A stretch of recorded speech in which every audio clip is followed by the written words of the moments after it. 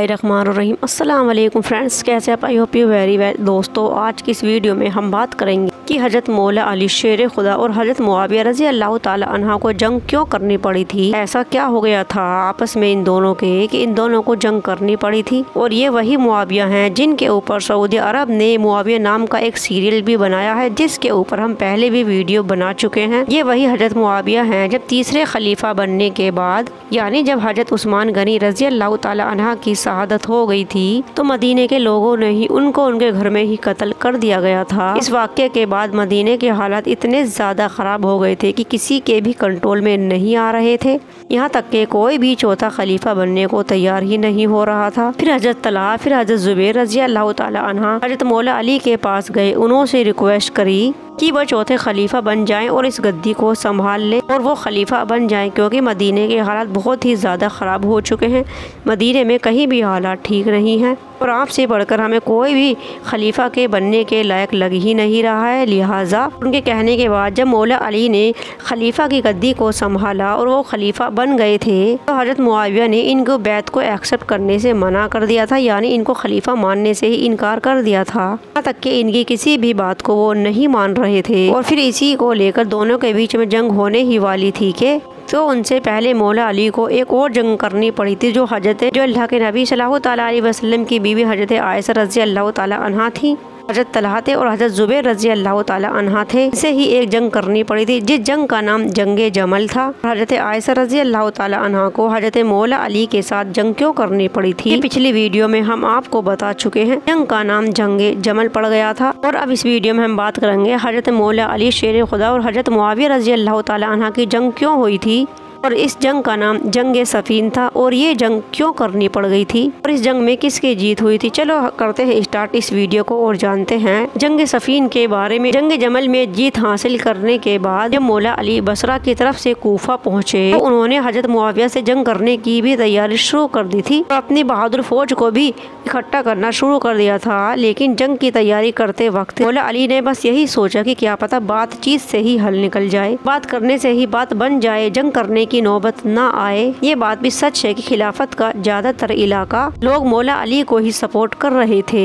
थोड़ा बहुत ही ऐसा इलाका था जो हज़रत मौला अली के खिलाफ था, जैसे सीरिया और उसके आसपास के इलाके, जैसे जहाँ पर आज फिलिस्तीन मौजूद है। मिस्र जो अमीर बिन आश के अंडर में आता था, ये सब हज़रत मुआविया की ही सपोर्ट में थे। जब मौला अली की बात करने से बात नहीं बनी तो 36 हिजरी में जुल्हज्जा के महीने में हज़रत मौला अली शेर खुदा अपनी एक बड़ी फौज लेकर कूफा से सीरिया की तरफ निकले। दूसरी साइड हज़रत मुआविया दमिश्क शहर से अपनी फौज लेकर निकले। जहाँ पर इन दोनों फौजों का आमना सामना हुआ वो सिफीन का इलाका था, क्योंकि हज़रत मुआविया की फौज हज़रत मौला अली की फौज से पहले ही सिफीन में पहुँच गई थी और वहाँ पर उन्होंने अपना कब्जा जमा लिया था। सिफीन के ज्यादातर इलाकों पर अपना कब्जा करने के बाद पानी के ऊपर भी इस फौज ने अपना कंट्रोल कर लिया था। बाद में जब मौला अली की फौज यहाँ पहुँची तो मौला अली ने उन लोगों से पानी की मांग की और कहा कि पानी तो एक कुदरती चीज है और पानी तो दोनों ही फौजों के लिए होना चाहिए और तुम पानी के ऊपर अपना कंट्रोल नहीं कर सकते। लेकिन दूसरी फौज ने पानी को देने से ही मना कर दिया था। फिर मौला अली ने अपनी फौज से कहा कि अगर जरूरत पड़ेगी तो हम जबरदस्ती पानी ले लेंगे।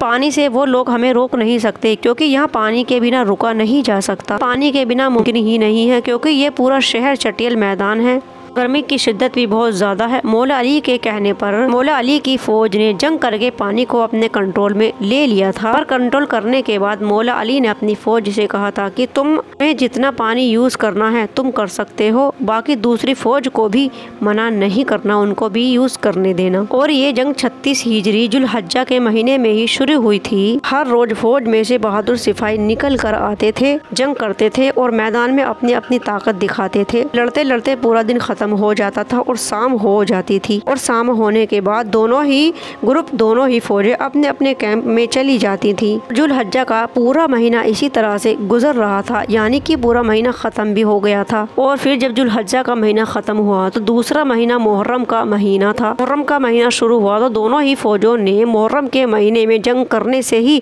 मना कर दिया था। और इस मुहर्रम के महीने में पूरे महीने में दोनों फौजों की तरफ से कुछ लोग ऐसे थे कि दोनों तरफ से सुलह कराने की कोशिश करते रहते थे, क्योंकि वो लोग जानते थे पिछली जंग में जो जंगे जमल हुई थी उसमें कितने मुसलमानों ने ही शहीद कर दिया था। लेकिन उन लोगों ने इस कोशिश को कायम रखा और पूरा महीने मुहर्रम के महीने में ये कोशिश ही करते रहे। ऐसे ही मुहर्रम का महीना खत्म हुआ, फिर से जंग होना शुरू हो गई। कोई सी भी पार्टी पीछे हटने का नाम ही नहीं ले रही थी। जंग शुरू होते ही और मौला अली ने जंग शुरू होते ही अपनी फौज को कुछ एडवाइस जारी की थी कि हमारी जंग की पहली शर्त ये है कि कोई भी किसी जख्मी को कत्ल नहीं करेगा, किसी भागते हुए का पीछा नहीं करेगा, किसी को बरहाना नहीं करेगा और किसी औरत के ऊपर हाथ नहीं उठाएगा, यानी औरत को नहीं मारेगा, ना ही किसी की लाश की दुर्मति की जाएगी। और फिर जंग की शुरुआत हुई और दोनों फौजों में से कुछ आदमी निकलकर मुकाबला करते थे। बस यही चल रहा था कि दोनों फौजों में से कुछ लोग आते, लड़ते रहते और शाम होते ही अपने अपनी फौज में अपने अपने कैंप में चले जाते थे।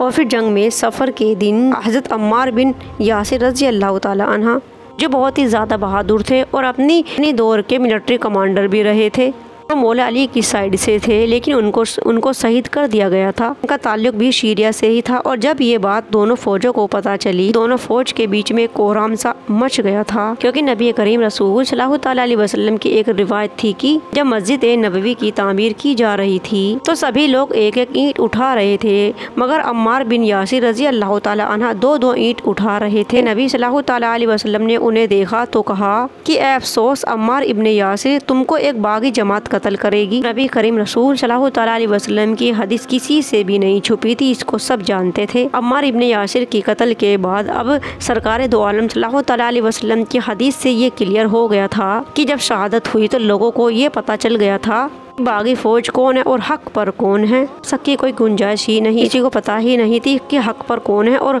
हक के ऊपर कौन सी फौज लड़ाई कर रही है। जब ये कंफर्म हो गया था कि अम्मार इब्ने यासिर को कत्ल कर दिया गया है, मौला अली की फौज को जब ये पता चला कि हक पर तो मौला अली ही हैं, तो उनकी फौज बागी हो गई। उनके अंदर और भी ज्यादा जोश आ गया था और हजरत मुआविया की फौज के ऊपर वो टूट पड़े। मुआविया की फौज को भी ये पता चला कि हक पर कौन है, तो वो भी जंग से पीछे हटने लगे थे। उनको पता चल गया था कि हजरत मुआविया हक पर नहीं है और हजरत मौला अली हक पर है। अम्मार इब्ने यासिर को कत्ल उन्हीं की बागी फौज ने किया था, तो क्लियर हो ही गया था कि कौन हक पर है और कौन नहीं। और 10 हुज्जा के दिन जब ये जंग हुई तो बहुत ही ज्यादा खतरनाक तरीके से शुरू हुई और लड़ी गई, जिसको लड़ताल्लुक हरीर का नाम दिया गया था। रात और दिन ये जंग चलती रही। अगले दिन जुमा था और जुमे के दिन भी ये जंग नहीं रुकी थी। लगातार 30 घंटे तक ये जंग चलती रही और जारी रही। हजारों मुसलमानों की जान जा चुकी थी, लेकिन जंग फिर भी रुकने का नाम नहीं ले रही थी।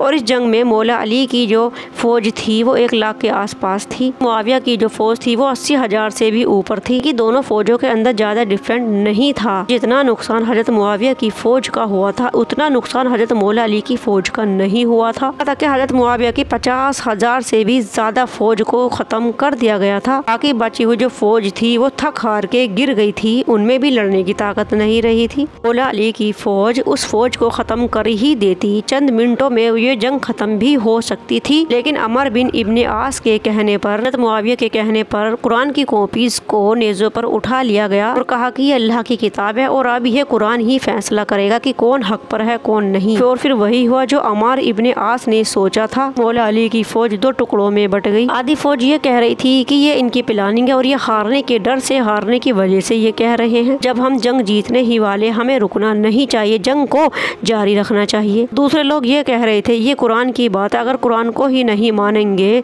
तो हम काहे के मुसलमान रह गए। कि मौला अली भी यही कह रहे थे, उनका भी यही कहना था कि हमें जंग को जारी रखना चाहिए। ये इन लोगों की प्लानिंग है, हारने के डर की वजह से ये लोग कुरान को बीच में ला रहे हैं। इनका ये जंग से बचने का एक नया तरीका है। ये लोग पहले क्यों नहीं माने बातचीत से, जब हम कह रहे थे कि बातचीत से हल निकाला जा सकता है। मौला अली ने ये कहा तो मौला अली की फौज के लोग ही उनकी मुखालफत करने लगे। मौला अली के ऊपर चढ़ाई करने की भी कोशिश कर रहे थे। जब मौला अली ने देखा कि मेरी ही फौज मेरे ऊपर चढ़ाई कर रही है तो उन्होंने फौज को हुक्म दिया कि जंग को यहीं पर रोक दी जाए। फिर कुरान के हवाले से एक एक बंदा दोनों साइड से भेजा जाएगा और 6 महीने तक इस जंग को रोक दिया जाएगा। और फिर कूफा और दमिश्क के बीच में ये दोनों पार्टीज पहुंचेंगी, दोनों अपना अपना फैसला सुनाएंगी। और इस काम के लिए हजरत मुआविया की साइड से हजरत अम्मार इब्ने यासिर को चुना गया। हजरत मौला अली की साइड से हजरत मूसा अजहरी को चुना गया। फिर दोनों ही फौजें अपने अपने इलाकों के पास पहुंची और फिर वही हुआ जिस बात का मौला अली को डर था। ये मामला इस बात से बातचीत करने से बिल्कुल नहीं सुलझ पाएगा। मौला अली की तरफ से कहा गया कि दोनों ही खलीफाओं को गद्दियों से हटा दिया जाए। फिर उम्मत जिसको अपना खलीफा चुनेगी उसको गद्दी पर बिठा दिया जाएगा। और हजरत मुआविया की साइड से अम्मार इब्ने आस बोले कि मौला अली को खिलाफत की गद्दी से हटा दिया जाए, पर हजरत मुआविया को खिलाफत की गद्दी से नहीं हटाया जाएगा क्योंकि वो हजरत उस्मान गनी रजी अल्लाह ताला अन्हा की खास रिश्तेदार थे और वही इस खिलाफत की गद्दी के पूरे हकदार हैं, इसलिए उनको नहीं हटाया जाए। और फिर ये मामला सोल्व नहीं हो पाया। फिर एक बार जंग की तैयारी हुई कि दोनों की बात नहीं बन सकी, बनती भी कैसे, हक की बात हो ही नहीं रही थी। और फिर वो कूफा की तरफ से जंग के लिए निकले। उससे